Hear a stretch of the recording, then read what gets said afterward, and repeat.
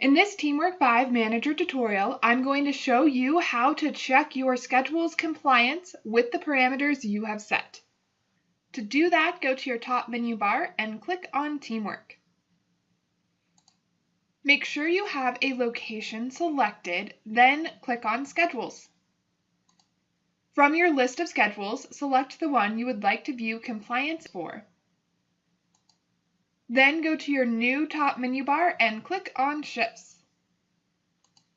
You should now see the list of shifts for this schedule.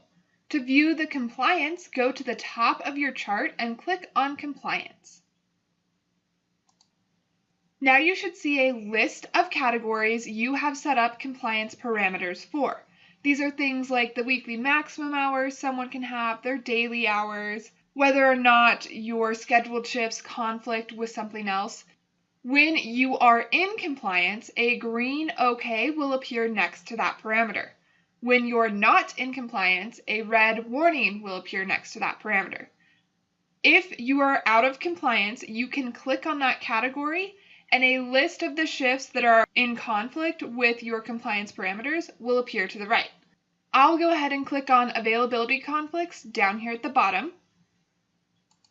And now you can see that one employee has an availability conflict. I'll go ahead and click on that employee, and TeamWork 5 will take you to a list of that employee's shifts on this schedule. From here, you can make any adjustments you need to Dave's shifts. To go back to compliance, click on Compliance.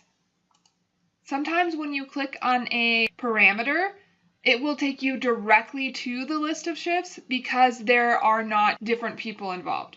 For example, if I click on Empty Shifts, TeamWork 5 will take me to the list of all the empty shifts for this schedule.